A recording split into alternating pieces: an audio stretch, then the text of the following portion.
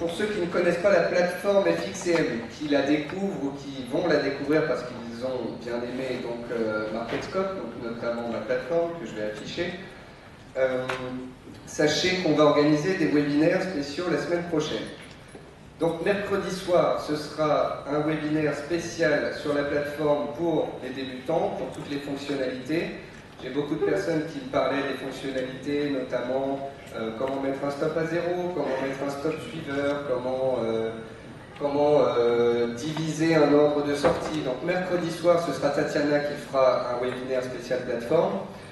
Jeudi soir, une fois que vous aurez débuté sur la plateforme, ou pour ceux qui la connaissent déjà, je ferai un webinaire spécial pour comment vraiment mettre à profit la plateforme pour faire des analyses. Donc que ce soit diviser votre écran en 3 parties et faire des triptyques avec hebdomadaire, journalier, horaire, que ce soit placer support, résistance, tendance, donc on prendra des graphiques totalement vierges et on fera les raisonnements, les cheminements logiques ensemble pour déterminer les fameux seuils clés, puisqu'on me demande toujours pourquoi tu as posé un stop à tel niveau, une résistance à tel niveau. Donc on fera un webinaire spécial. Donc la semaine prochaine, mercredi et jeudi, vous avez ça, et la semaine suivante, le mercredi me semble-t-il, ce sera de toute façon confirmé dans l'email, on fera un webinaire spécial sur FXCM, la plateforme, les spreads, et vraiment qu'est-ce que le no dealing desk, puisque c'est la particularité des FXCM, qui fait partie des seuls 3 brokers mondiaux qui proposent l'accès au marché en no dealing desk, donc l'accès direct sur le marché interbancaire. Deuxième chose, vous avez tous eu des petites pochettes avec toutes sortes de papiers sur FXCM, sur DailyFX. Il y a aussi un questionnaire. Si vous pouvez avoir la gentillesse de le remplir et puis de le déposer en partant, ce serait très sympa. Troisième chose, je vous ai parlé tout à l'heure de la page DailyFX France sur Facebook pour télécharger les graphiques. Pour tous ceux qui ne l'ont pas encore fait, si vous allez sur la page DailyFX France et puis que vous mettez un highlight, donc le fameux highlight de Facebook, sachez qu'on fera un tirage au sort dans les 10 jours à venir de toutes les personnes qui ont souscrit donc à DailyFX France et que 3 d'entre vous auront une heure avec Nadia ou avec moi au téléphone pour discuter plan de trading, optimisation de la plateforme, optimisation de votre profil de trade, etc. Parce que le fait est que, concernant l'information, vous avez tout. Vous avez des sites, des forums, le nôtre ou d'autres. Vous pouvez trouver les informations fondamentales, vous pouvez trouver des analyses techniques. Après, il y a la psychologie, que vous avez vu avec Jérôme. Il y a le money management, dont j'ai parlé à de nombreuses reprises dans les morning meetings ou lors des dernières conférences. Et puis, il y a bien évidemment donc ce qui est profil, parce que vous êtes tous différents. Là, dans la salle, il y a des scalpeurs, il y en a qui font de l'intraday à 30 points, d'autres à 80 points, d'autres du swing, d'autres du moyen terme, d'autres du carry trade, d'autres qui sont défensifs, d'autres qui sont agressifs, d'autres qui aiment bien trader de l'euro, d'autres qui font des indices. On n'est pas là pour vous donner une méthode, tel actif, tel stop, tel objectif, voilà. On est là pour vous apprendre à faire un cheminement logique qui correspond à votre profil, et c'est pour ça qu'on vous demande effectivement de lire beaucoup de choses, de travailler, d'être curieux, et c'est pour ça que je vous enverrai de très nombreuses ressources, et j'espère que vous ferez l'effort d'aller lire tout ça. Alors Nadia va arriver, ce qu'on va faire maintenant c'est un point de moyen terme.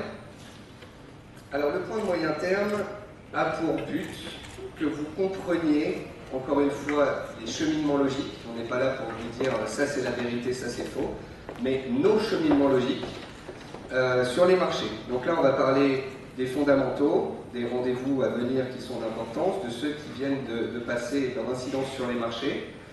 Et on va voir ensemble tous les actifs qu'on a l'habitude de balayer quotidiennement.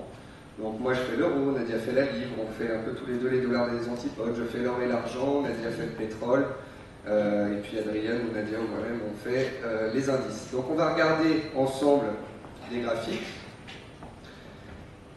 et on va discuter un peu fondamental sur chacune de ces paires. Alors là encore, on va vous préparer tout ce qu'on peut. C'est-à-dire que lors de la dernière conférence, on avait fait une page spéciale qui récapitule les spécificités de chaque actif. Par exemple, l'euro-dollar est une paire où Les taux sont importants, les nouvelles concernant les pays des PIGS sont importants, le marché obligataire est important, les taux sont à 1 mais potentiellement pourraient descendre à 0,75 qu'on a appris cette semaine, en tous les cas c'est les spéculations de Goldman Sachs.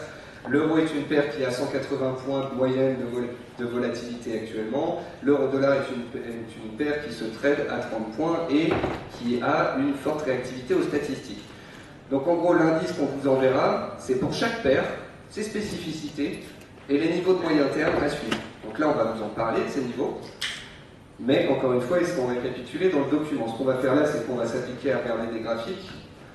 Donc chacun notre tour montrera les actifs que l'on veut.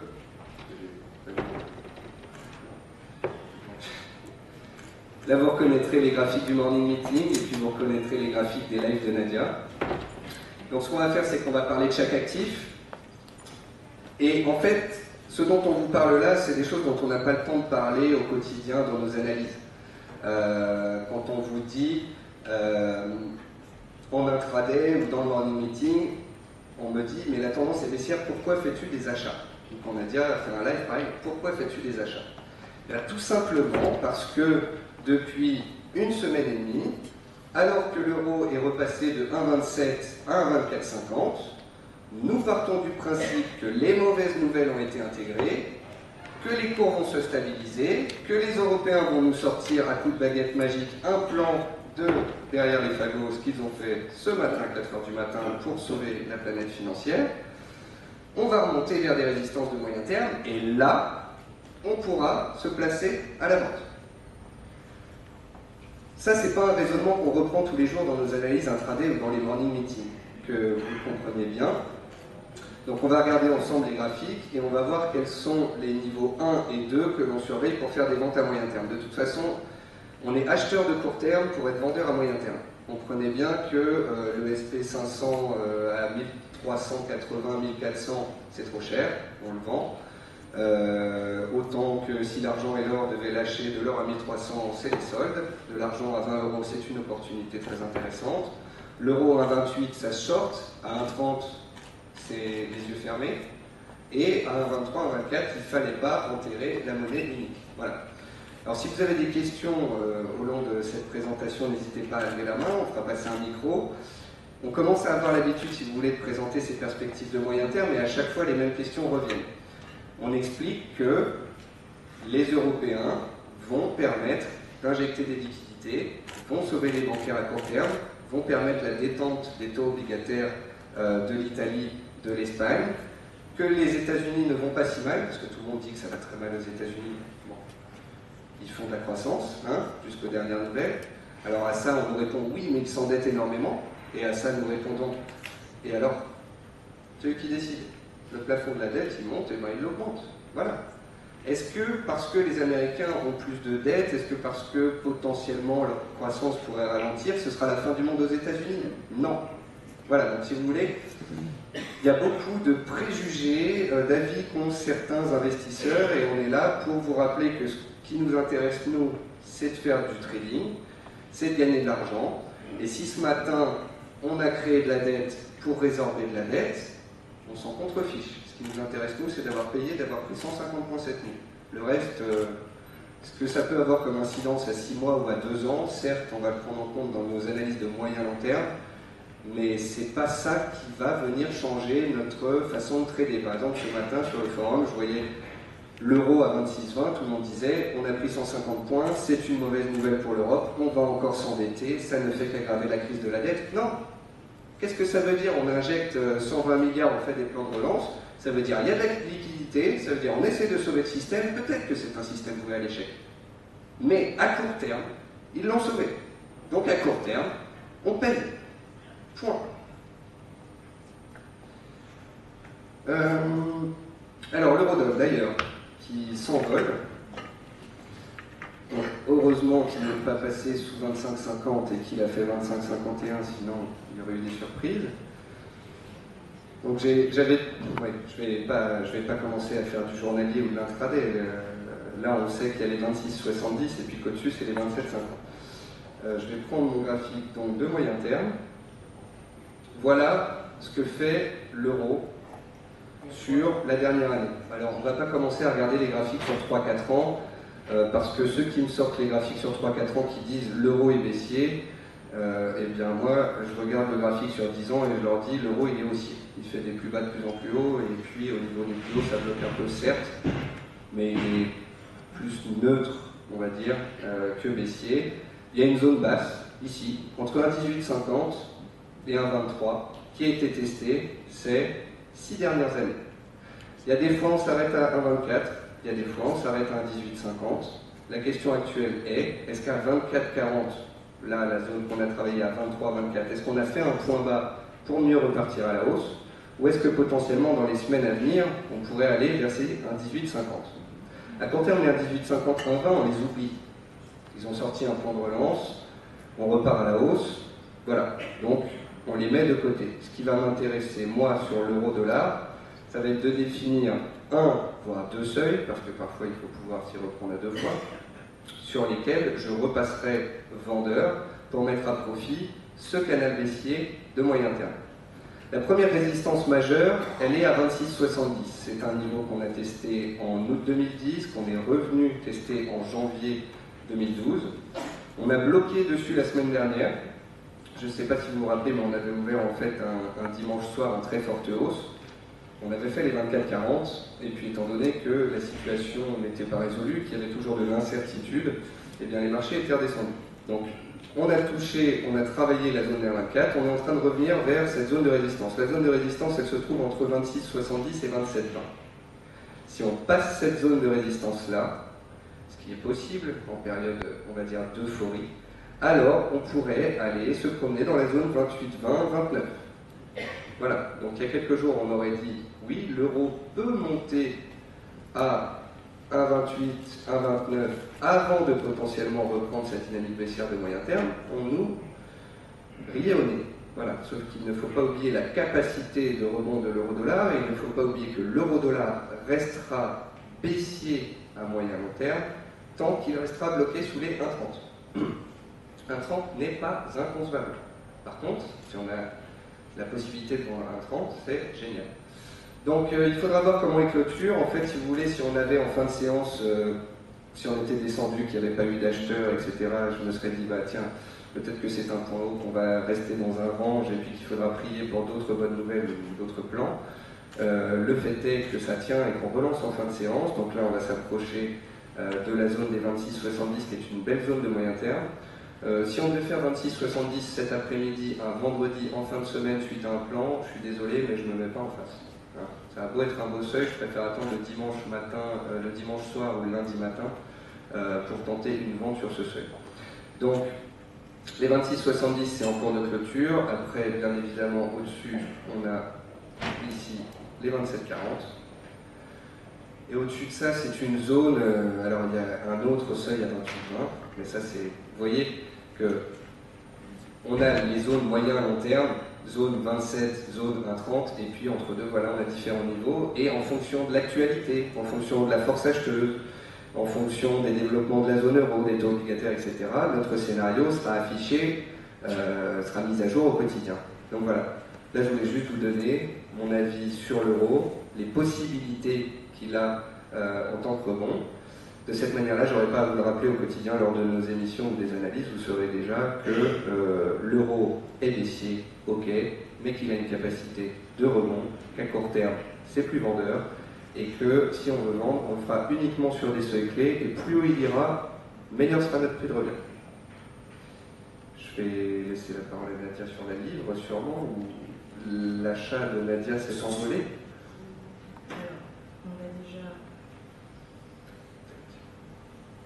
Nicolas, en attendant, le long terme étant encore baissier, toi tu traites beaucoup en stratégie d'achat sur le day trading. Oui. Le long terme est neutre pour moi, il n'est pas baissier. Voilà. Après, le moyen terme est baissier, mais à moyen terme, j'ai pas envie de vendre à n'importe quel prix. Donc quand on était, rappelez-vous, hein, il y a 2 mois à 30, 32, que ce soit un 30 ou un 32, je vendais tous les jours. Bon bah là, je paye tous les jours.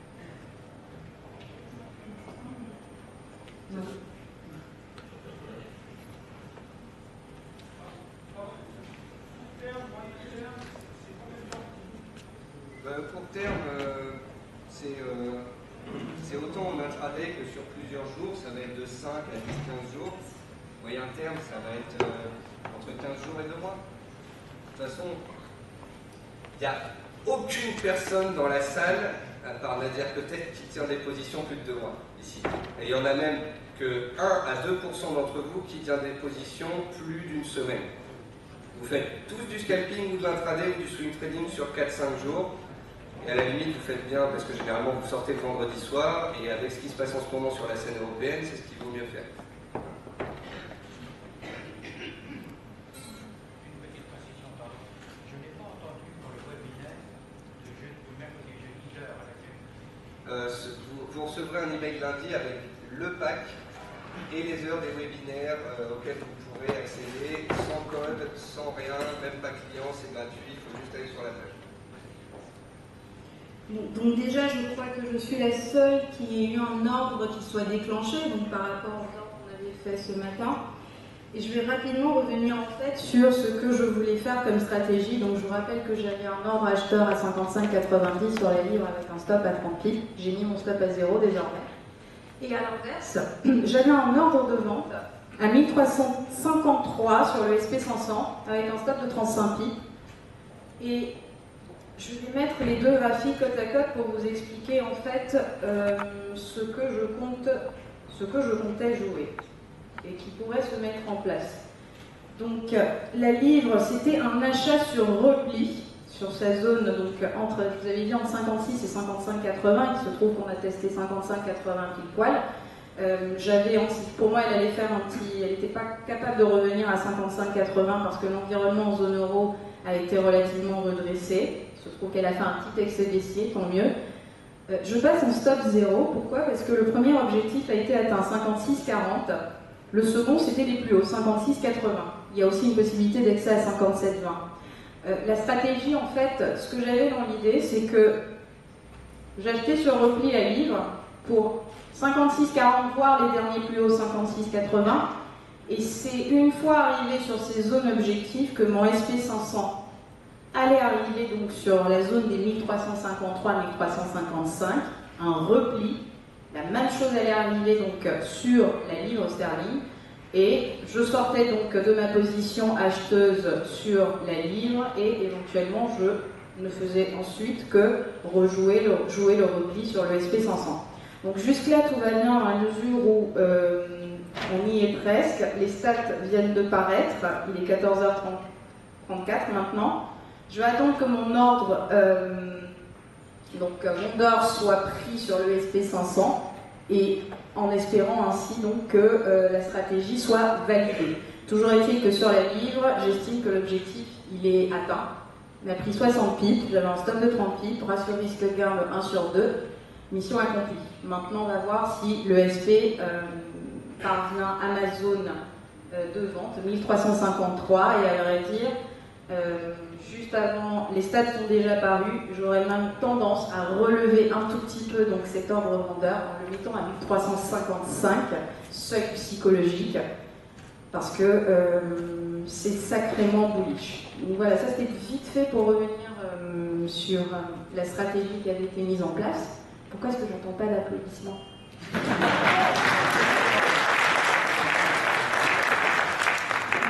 Merci. Pardon? Précision pour sacrément bullish. Bullish, c'est haussier. Bullish pour haussier, bearish pour baissier. Donc on va passer rapidement, donc, vu que j'ai pris l'exemple sur la livre, on va commencer par la livre sterling. Et en fait, je dois dire que ceux qui nous suivent depuis un bon bout de temps savent très bien ce qu'est mon avis de la livre. Et j'étais très impatiente de faire cette conférence avec vous. Pourquoi? Parce que hier, la stratégie qui avait été mise en place était en passe d'être invalidée. Alors, lorsqu'on regarde la livre sterling qui est ici en données hebdomadaires, vous noterez la zone des 1,53. On a fait 52,70 au plus bas. C'est une zone qui est protégée par une oblique qui part depuis les plus bas historiques. Donc non loin de la zone sous les 1,40. Et elle avait pour point d'invalidation un passage des cours sous la zone des 1.55, 54, 80 en cours de clôture. Il se trouve que hier, en données journalières, on a fait 54, 90. Donc c'était une stratégie qui était en passe d'être invalidée.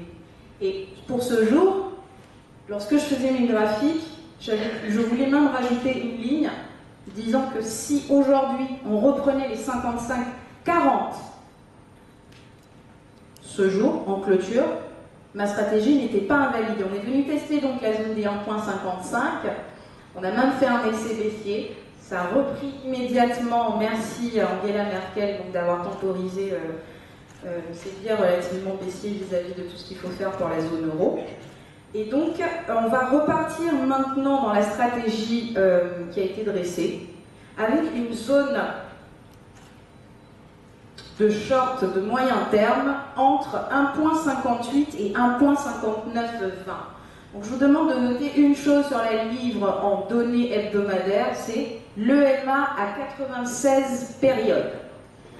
Elle a couvert les cours, elle a coiffé les cours à de nombreuses reprises, comme vous pouvez le voir donc, sur ce graphique en données hebdomadaires, ici, point d'impact ici, point d'impact là également, et c'est la résistance clé, et elle couvre le seuil des 1.5920, non loin du seuil psychologique des 1.60. Je rappelle qu'à moyen terme, entre 1,5920 et 1,60, c'est-à-dire 80 pips, il n'y a rien de significatif.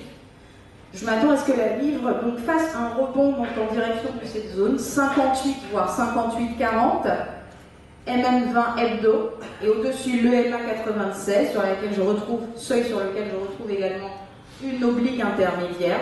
Ce sera ma première zone de short. Une fois que mes achats seront arrivés sur objectif donc, dans cette zone, il sera temps peut-être de penser à des shorts de moyen terme. Au-dessus, il faudra tout simplement attendre qu'on revienne sur cette oblique qui a toujours fait reflux sur les cours et qui siège actuellement sur le seuil des 1,62.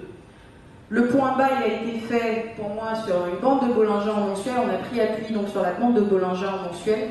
Si ça cassait cette zone, là, la situation aurait été critique. On aurait eu envisagé le seuil des 1,50, voire celui des 1,45.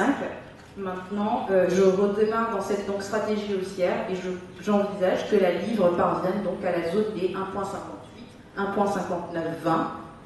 Région à partir de laquelle, bien sûr, on va étudier, si vous voulez, le sentiment, les développements économiques, le sentiment de marché, et puis envisager éventuellement de reprendre des shorts de moyen terme pour viser un repli donc, sur ces différentes obliques, et cette fois-ci le seuil des 1,55 contrat. Et voilà ce qu'il en est à peu près. La livre a noté qu'elle sous-performe aussi lorsqu'on a de mauvaises nouvelles en zone euro. Elle a une économie locale qui est en récession. Par contre, si il vient en Angleterre, si en Angleterre on commence à avoir des chiffres positifs en termes de croissance, en termes d'emploi, je m'attends à ce que la livre devienne une alternative à l'euro.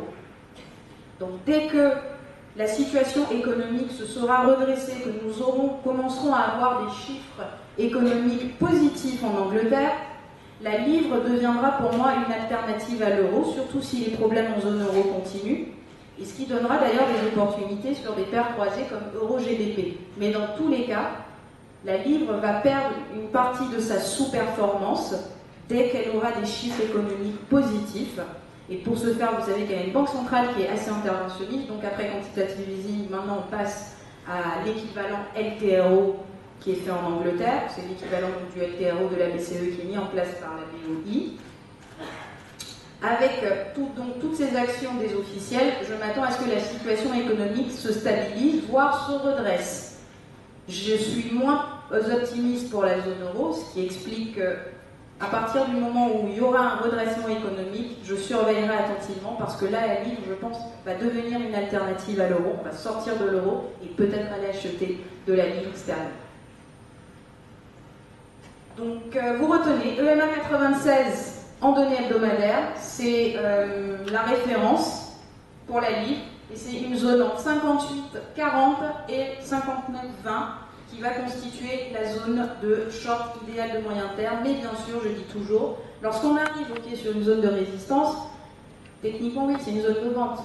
Mais il faut aussi étudier un peu les développements économiques qu'il y a eu autour ces dernières séances. Parce que ça se trouve, c'est pas une zone de short, c'est peut-être plus haut qu'il faudra s'y reprendre. Mais ce sont des seuils d'alerte. Des questions? Parfait. Non, mais la reprise du forme, tu l'imagines à combien de temps? On va attendre, là, on clôture, on vient de finir un semestre.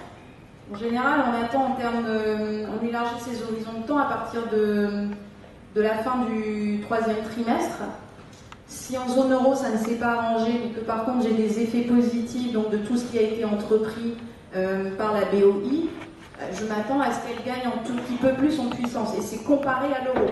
J'insiste bien, c'est comparé à l'euro. Et ça donnera des opportunités, notamment sur l'euro GBP. Ne shortez pas l'euro, hein, s'il vous plaît. On ne shorte pas l'euro un vendredi avec une news pareille. On ne se met pas en face d'un marché comme ça. 26,84. Mon nom a été pris sur le SP500.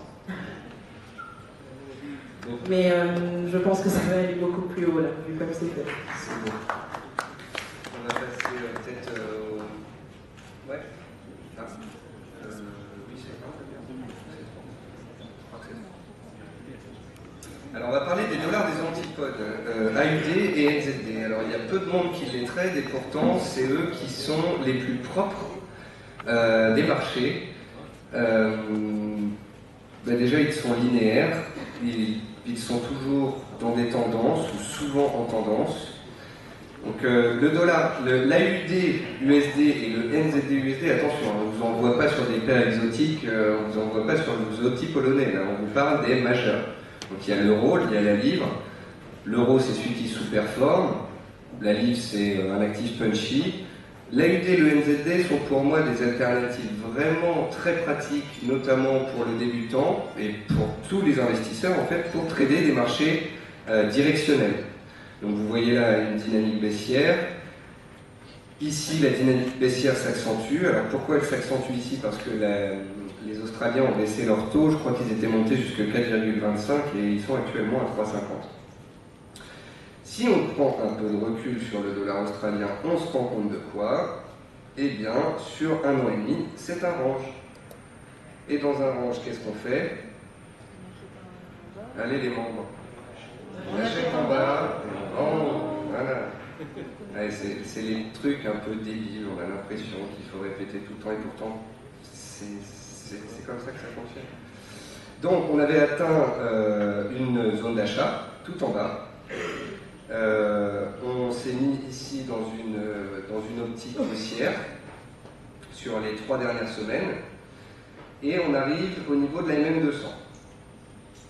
Si on casse la MM200, la MM200 qui est une moyenne mobile de long terme, en fait vous regardez la moyenne mobile à 200 période, elle était haussière, elle s'est aplatie et elle était en train de se retourner à la baisse. Si on bute sous cette MM200, donc l'équivalent des 1,27 à 1,2740 sur l'euro, et que les velléités baissières se reprennent, alors on pourra parler donc de résistance de moyen terme, de peut-être un range entre la parité et 1,0250, et si les nouvelles se détériorent, ça baissera. Par contre, à vous dire vrai, et c'est pour ça que c'était un peu tendu hier soir de faire des objectifs de moyen terme, mais là on y voit un peu plus clair, faire un chandelier comme celui-ci, s'arrêter pile poil sous MM200 et repartir à la baisse, j'y crois pas trop, à vous dire vrai. Je crois que l'AUD a désormais le potentiel, s'il passe cette zone de prix et la MM200 au cours de clôture début de semaine prochaine et que les bonnes nouvelles, qu'il y a une absence de mauvaises nouvelles, je pense que l'AUD pourrait remonter en direction des 1,0474. L'objectif sur NZD, en fait, c'est encore plus, parce que tu visais 0,806081, donc ça donne encore à peu près 80 à 100 points. L'AUD, ça lui ferait 200-250 points, ça pourrait nous envoyer le NZD à 0,8240. Alors, on parle du NZD et de l'AUD ensemble, puisque c'est le dollar australien et néo-zélandais. Il faut juste savoir qu'habituellement, donc quand vous êtes sur le site d'Edifix, en bas à droite, vous avez les taux bancaires. l'AUD est la monnaie des